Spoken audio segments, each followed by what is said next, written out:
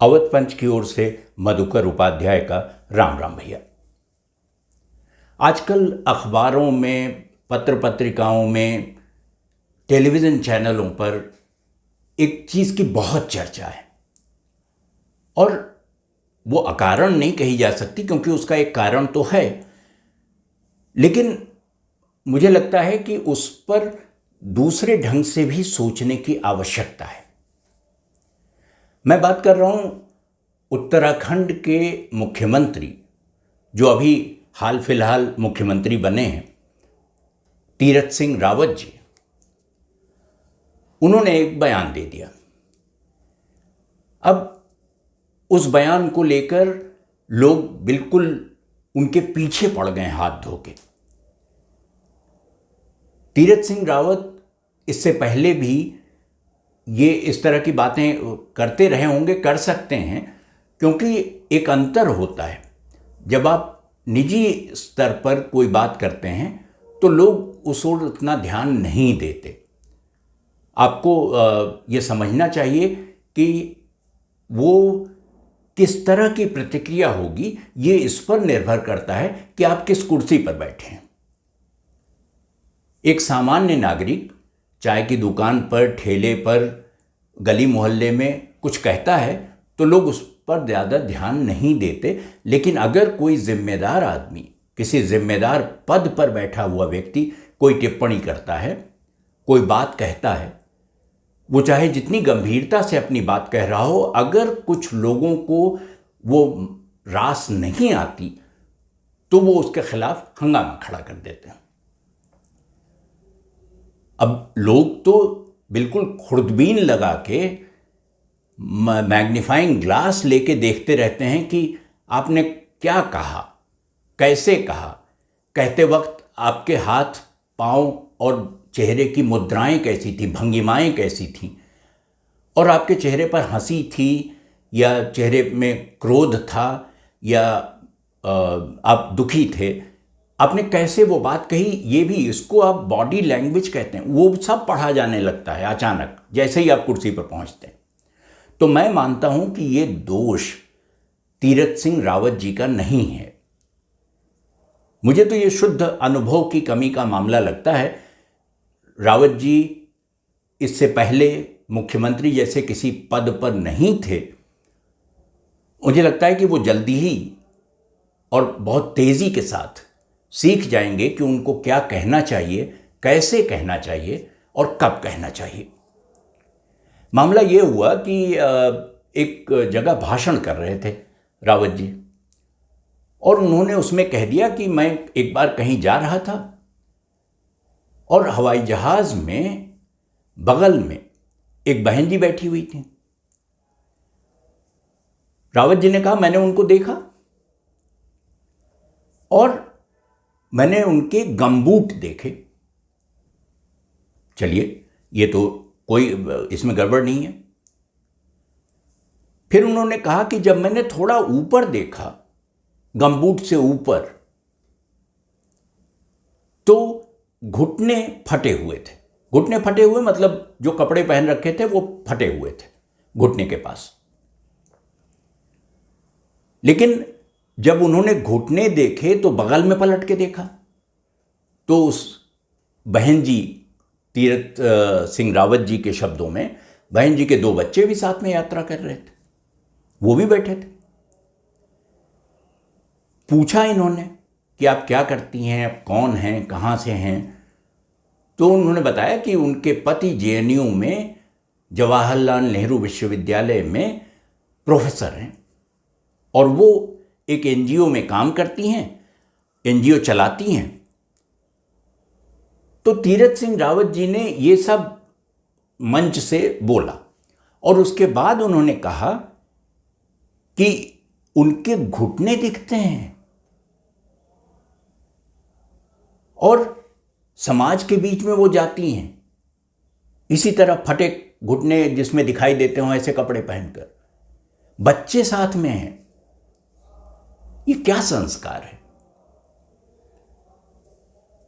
संस्कार ऐसे भी जिस पार्टी से तीरथ सिंह रावत जी का संबंध है उनके लिए बहुत बड़ी चीज़ है और होनी चाहिए।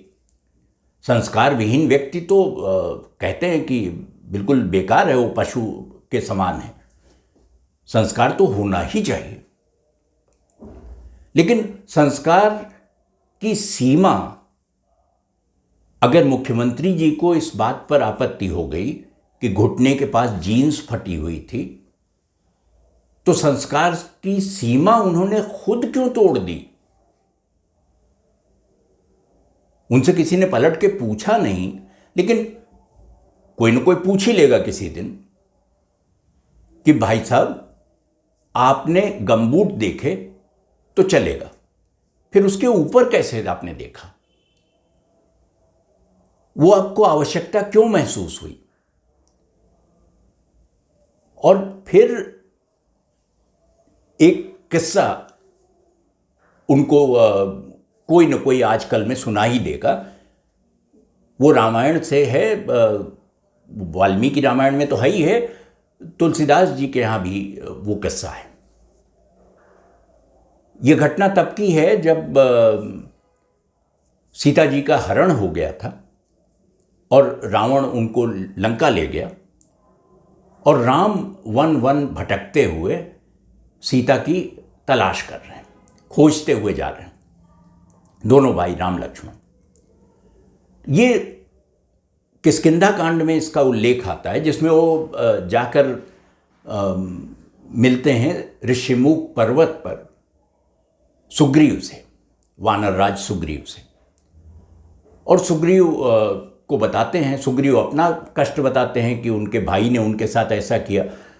तो ये होता है कि दोनों लोग मित्र होंगे और दोनों एक दूसरे की सहायता करेंगे। तो सुग्रीव ने वो गोसाई जी के यहाँ इसका बड़ा सुंदर सा वर्णन है कि कैसे ये हुआ और कैसे वो बताने में सक्षम हुए कि सीता को इसी रास्ते से लेकर रावण गया। तो उन्होंने गोसाई जी ने लिखा है कि मंत्रिन सहित यहाँ एक बारा, बैठ रहे हूँ मैं करत विचारा।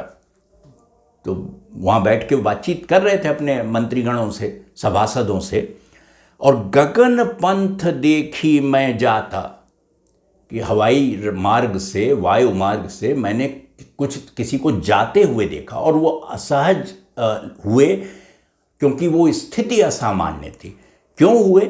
इसलिए कि परबस परी बहुत विल पाता, विलाप करती हुई एक महिला की आवाज़ उनके कान में पड़ी। उन्होंने ये रामचंद्र जी को बताया और कहा कि राम राम हा राम पुकारी, हम ही देख दीन्यो पटडारी। कहा उन्होंने कि वो जो विलाप करती हुई महिला थी, मैं नहीं जानता कि वो कौन थी, लेकिन वो राम राम नाम ले रही थी, और रोते हुए मुझको देखकर उन्होंने अपने एक वस्त्र नीचे अपना एक फेंक दिया, और मांगा राम तुरत तेहि दीना। जब सुग्रीव ने यह बात बताई तो राम ने कहा कि वो कहाँ है वो कपड़ा, अगर आप मुझे दे सकें। तो मांगा राम तुरत तेहि दीना, पट उर लाई सोची अति कीन्हा। वो उसमें कुछ चीजें थीं, उस कपड़े में बांधकर सीता जी ने फेंक दी थी। अब राम ने पुष्टि करने के लिए कि वो महिला वाकई सचमुच सीता थी या ये वो भी कोई मायावी चाल थी, उन्होंने वो कपड़ा खोलकर लक्ष्मण जी को दिखाया। लक्ष्मण जी ने देखा उसमें कुछ गहने थे। अब राम उनसे पूछ रहे थे कि आप पहचान कर बताइए कि ये सीता के कपड़े, सीता के का कपड़ा है कि नहीं है, सीता के गहने हैं कि नहीं है। तो वाल्मीकि रामायण में वाल्मीकि कहते हैं कि ये जो कर्णफूल है, ये हार है, ये पायल है, क्या तुम इन्हें पहचानते हो?